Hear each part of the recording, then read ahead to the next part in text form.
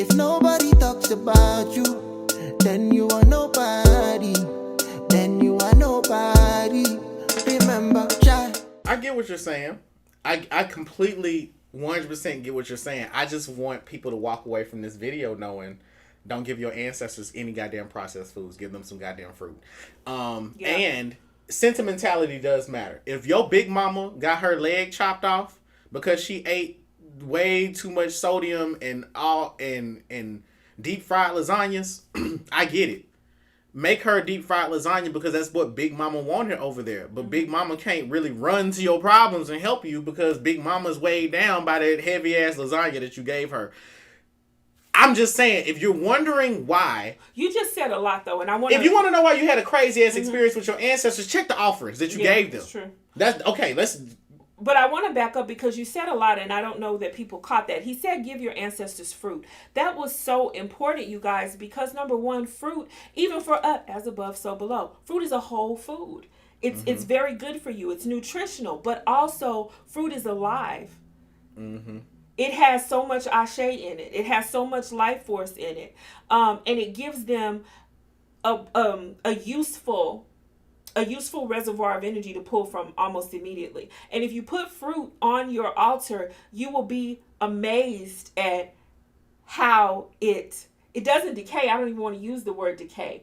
Of how it changes on your altar. It petrifies. Yeah. Like, you could do an experiment and put a pear on your altar and a pear on your kitchen counter, and the one on your kitchen counter is going to be black and slimy and have fruit flies on it, and the one on your altar is going to just beautifully dry out. It is. If you put almost like a fossil. Yeah, it will turn black versus like a banana will turn black and dry on your altar. If you leave it on your counter, it's gonna be, as you said, slimy. It's gonna ooze. Yeah. So fruit is a really good offering. You want to think about things that are powerful, that have life force in them. A piece of fried chicken is probably not the best choice just because it's dead. It's dead and fried. It's gone through a whole lot. There's ashe in it. There's ashe in everything, but make offerings to your ancestors. That was really the point of what I was making. And for you babies, if you remember something sentimental that you want to give your ancestors because you want them to know that you love them and that you're thinking about them and you remember them, there's nothing wrong with that. I think what Quinn was trying to say is that it's probably not it may not be the best tool for the job. I'm just saying, don't call me talking about your ancestors acting a fool and you giving them processed foods, fried chicken, and 45. I can't, somebody I was dating before left their grandmama some malt liquor, on their altar. I'm serious. I have had ancestors ask me for beer, though. I mean, that's understandable. Mm-hmm. Malt liquor, though? Not malt liquor. Not malt liquor, exactly. So yeah, I mean, be mindful of the offerings that you leave. It just has effects. I mean, every single thing that you do in this work has consequences. But one thing that I do want to talk about is how your ancestors will blindly support you, no matter what the polarity of your intentions are, good or bad. If you want your ancestors to attack somebody, take a photograph of the person that you want them to attack, get some raw meat, put the raw meat on top of the photo, and let your ancestors eat their asses. Here you go. So let's talk about polarity. The polarity of white candles. They negatively polarized or positively polarized, dark or light? So that's not my language. What's your language? Because that's the language of the people. What's your language? Give us your language. Well, my language is that anything is possible and everything is necessary. That's really just how I feel about that. In the tradition that I practice, Ifa, there's the left hand and the right hand. There are 200 Orisa on the left and 200 Orisa on the right, and Eshu in the middle, who goes between.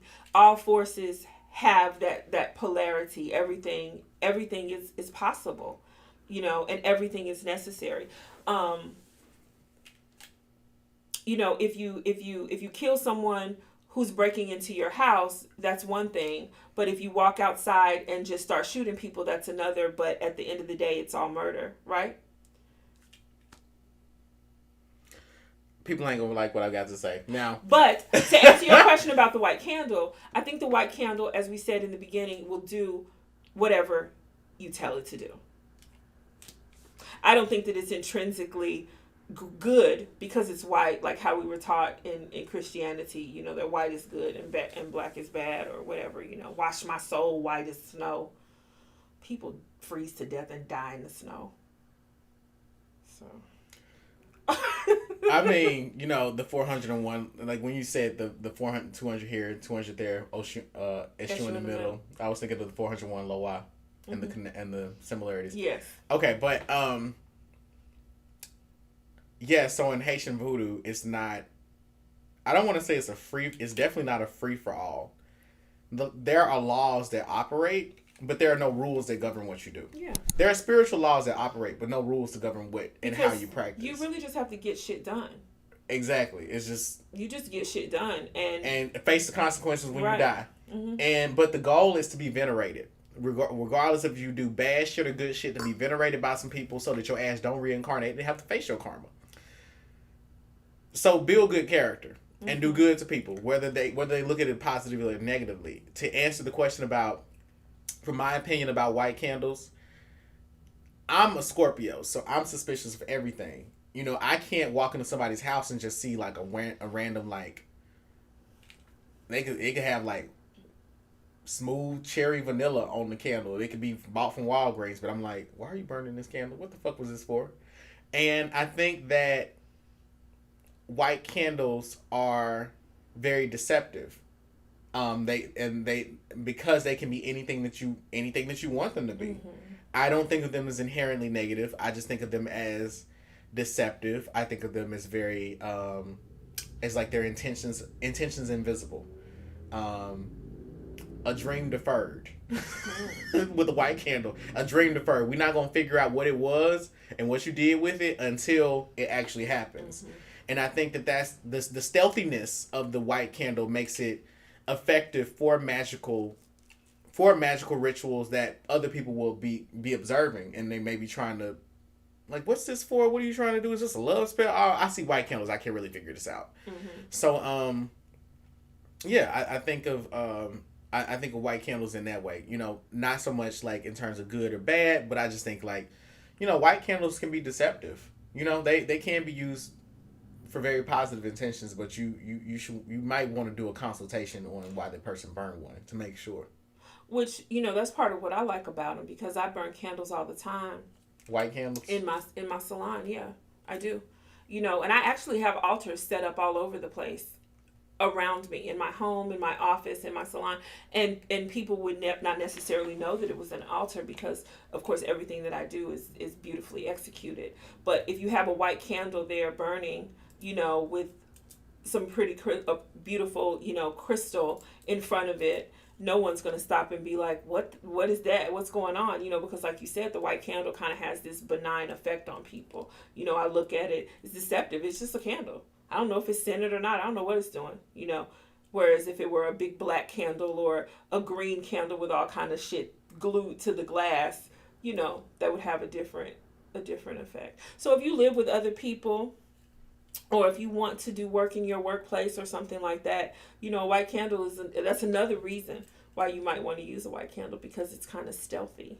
And that's another reason why you want to wear all white when you're trying to fuck somebody up too, because they'll never see it coming. Because if you wear all black and you running towards me, I'm thinking that something's up. But if you're wearing all white, you might just be on the jog. And then the next thing I know, you come behind me and just sock me in the back of my head. That's a white candle. Yeah. That is a white candle. Okay, I want to take some questions. I want to take some questions. Let's do it. So, what questions do you all have for us? We're going to be looking at questions, but what questions do you all have for us? Okay. The ancestors don't care about the Orisa. Go to produce, get cucumbers, whatever. Your prediction about an ROI for cannabis came to fruition. What if you have weak ancestors? How to follow your intuition? healing our bloodline. Do their ancestors like juice?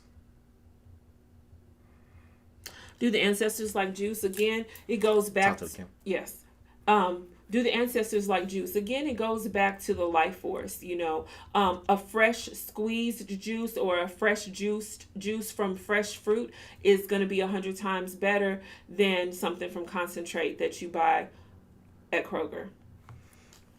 Portia Moore, my ancestors are going to be mad at me right now because all I got is some chicken and beef oodles and noodles. Your ancestors are not going to be mad at you because the reason that you're eating those chicken, beef oodles and noodles is because your ancestors are broke down and impoverished. And you probably are dealing with that generational debt.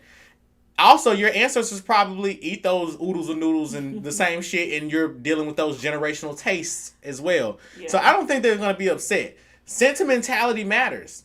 Sentimentality matters more than nutrition to your ancestors. Now, as far as their effectiveness, they may be in a food coma when you're trying to get them to do something for you. So mind you, the itis is real, okay, on this side and on that side. So don't be giving them cheeseburgers because they gonna be eating good and falling asleep afterwards. The thing that I want to say, Portia, is that, and to everybody really, what we have to understand is that most of us, children of the diaspora, descendants of the diaspora, our ancestors have had at least 400 years of not being fed, not being attended to, not being venerated. They are hungry. Yes, they're surviving. Yes, they make a way, and as above, so below. They're over there making it happen just like we're over here making it happen. But when we start to interact with them, we want that interaction to be mutually beneficial. You want to give your ancestors things that are going to be useful to them so that they can in turn be useful to you. And one of the symptoms of them being bankrupt and broke down is the fact that we don't have everything that we need in this life, that we are not blessed with overwhelming abundance. So if you open your cupboard and all you have is oodles of noodles, then to me that signals that you need to get on it, doggone it, and start feeding your ancestors so that they can feed you. And if you have to take your last and go buy a pear, an orange, and a banana and set it on your altar, do that and continue to do that, and do it with a prayer and ask for things to improve. Ask for your cupboards to be overflowing. Do that and see what happens, and then move on to the next thing. You cannot manifest a car if you can't manifest a can of tuna. I mean, let's just be realistic. And if your ancestors don't have what they need to be able to assist you in that, you can't ask your ancestors to assist you in building the house of your dreams, and you can't even, you get what I'm saying, you guys? If your starting place is oodles of noodles, your ending place in a year does not need to be oodles of noodles. Right. It is okay where you're starting from is okay. It's okay. Don't beat yourself down because where you're starting from, your ancestors already they put you in that position anyway to start from there. So if they didn't want oodles and noodles, they would have gone to college or established a business. They would have done something to left a legacy of some kind, an inheritance for you, ancestral treasury, right? For you to not be eating those. So give them some of those oodles of noodles, and then by next year, if you're following the regimen that we gave you, where you're asking for more as you give them more, you will be giving them a ribeye steak. Absolutely. Yeah. The emperor's black rice, things that are, and think about that too, you guys, when you're feeding the ancestors, you want to give them things that are special and valuable. Because those things tend to have a higher vibration. For example, I mentioned the emperor's rice. That's black rice. I love black rice. Have you ever eaten black rice? I eat it instead of white rice now because it has a lower glycemic index, and it's really good. You can't fuck it up. Like when you cook it, it won't get soggy like white rice. Anyway, black rice, the emperor's rice. It is called the emperor's rice because in ancient Asia, only the emperor and the ruling class were able to eat this rice. It has to be cultivated a little bit differently, which made it a little bit more rare and made it more expensive. Okay, the same is true today. It's very expensive compared to white rice. You want to give your ancestors things like that because that rice it's expensive because it's special. because it's full of antioxidants, because it has a lower glycemic index, because it has all kinds of trace minerals in it, iron, etc. And so that is just an example of how the correspondence of things actually tell what it is that they do. Does that make sense? So this emperor's rice is expensive, therefore it's valuable, and that's something that you would want to make as an offering to your ancestors, as opposed to oodles of noodles or white rice that's 99 cents that you bought at Dollar General. Spring water is better than tap water and purified water for your ancestors. In order to help put this in perspective, that, you know, the value that we ascribe as human beings to the products that we actually use and consume, that value translates over into the spirit world, because the universe is intelligent, so we're not ascribing these prices arbitrarily for no reason, right?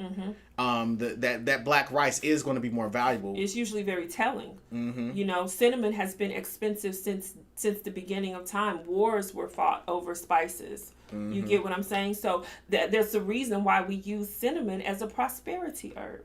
We dress our candles, we sprinkle our candles with cinnamon, because cinnamon vibrates high, and it vibrates in alignment with abundance and prosperity. Everything, it all relates. Okay. Well, let's see. Do we have You can put cinnamon sticks on your ancestor altar. And actually, cinnamon sticks can be a permanent fixture on your ancestor altar. I would leave them on there for like a year. They do go stale. But as long as they're smelling good.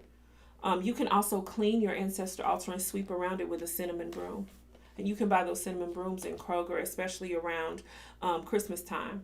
Just bringing that prosperity into the mix. Damn. You know? Well, the only thing that I can tell y'all about y'all ancestral altar is keep a cauldron on it, or a small bowl or something, where you mix your herbs. Mix up the herbs that you want to use. Like if you're going to make a money spill, get you some get you some cinnamon, some basil, mix a little bit of rum in it, gold. What is the 24 karat gold dust? Yeah, gold dust, gold flakes, 22 karat. Some comfrey and Osiris root, and mix it all together. Leave it on your altar to charge. Leave it in some olive oil as well. Leave it in some olive oil. Pray over the olive oil. Leave it there, and in that cauldron, dress your candles every week using that, or anoint your cinnamon broom in it. So yeah, those are some of our witchy tips. For working with the ancestors. And you know what, guys? Once you develop that connection, once you start actually working with your ancestors and not just changing out the water, you will actually begin to hear from them. People are going to say, oh, am I going to hear voices in my ears or whatever? It's different for every person, but you should be able to intuitively receive messages from your ancestors. You may walk past the altar one day and you may hear, grits. Maybe you have an ancestor that wants an offering of grits.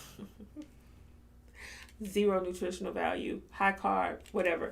But I'm just saying, your ancestors will begin to tell you what they want. See, I'm glad you made that point, because when working with your ancestors means that you should be able to hear them at all times. If you're walking in a grocery store, if for example, I tell you, give your ancestors some fruit and some rum, and you're like, it's a year later, you're like, what else do my ancestors need? You shouldn't be asking me that, because the fruit and the rum regimen that I gave you was based to put you on the path to hear. Exactly. And it's everybody's ancestors want fruit and rum. Also, I'm hearing right now, you guys, if there's any of you out here who are working with your ancestors and you've been trying to get things to move in a positive direction for you financially, they want you to get they want you to get 3 oranges, and they want you to buy cloves, and they want you to put 11 cloves, to stick the cloves in each one of the oranges for a total number of 33 cloves. So 11 in each one of the 3 oranges, and set that on your altar. That's what they said. Okay. And so if you're walking in a grocery store, you should be able to walk through the grocery store and say, what do my ancestors need? And you pick up an apple and you're like, wait, they don't want an apple. They want this orange. They want this coconut. Doesn't it happen just like that? It happens exactly like that. Just like that. It should be. Because you walk in there and have in your mind that you're going to buy a pound of pecans and they be like, no. You go to get the pecans and it's like, that's not what they want. And they will sometimes, sometimes will want oodles and noodles and Twizzlers. Yeah, it's true. But sometimes the things that they want, they're trying to see if you're going to get it in order to test your obedience to them. And then that's a whole nother segment. Yes. Now, trusting your intuition. Make sure y'all turn. That's what we're gonna have to talk about. Trusting your intuition. Right. Okay, so let's take a couple more questions and then just close the show. I'm gonna go make us another drink. Okay.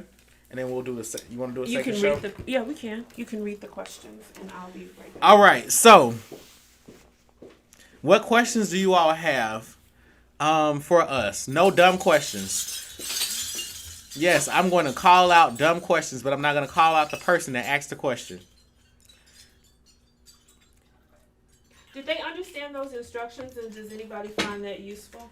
Everyone finds those instructions useful. I mean, if you didn't get it, guess what? You got to log on to Patreon and watch the video.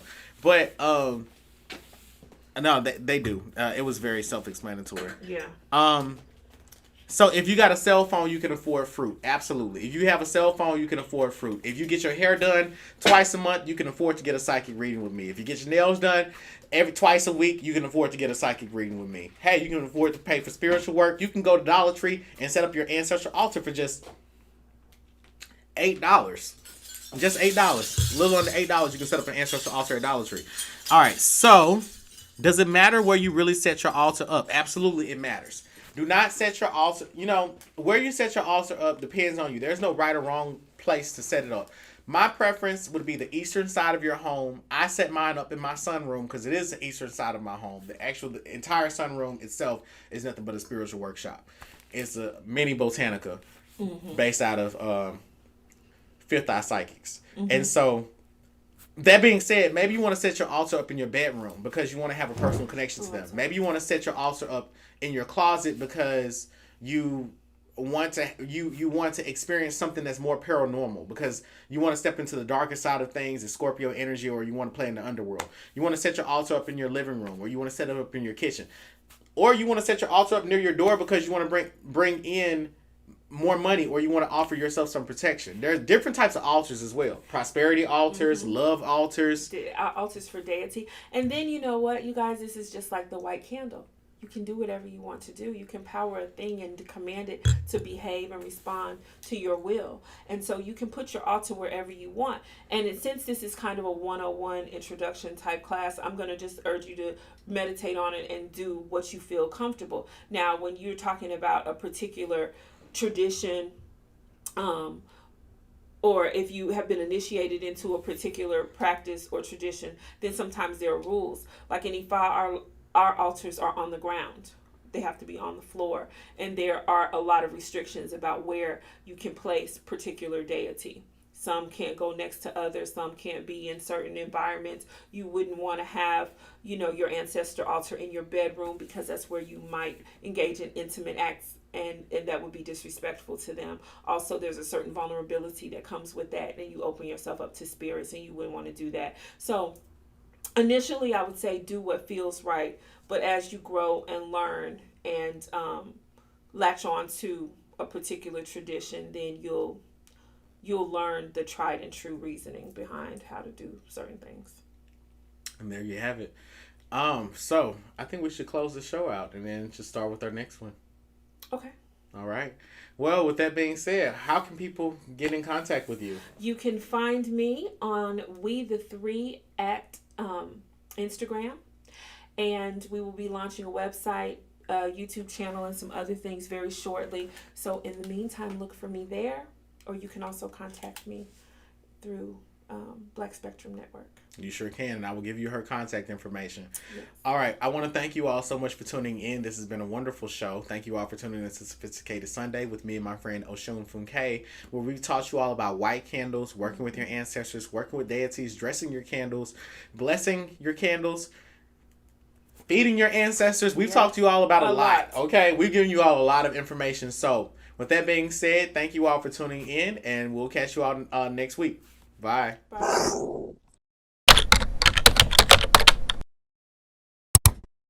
Nobody talks about you, then you are nobody. Then you are nobody. Remember.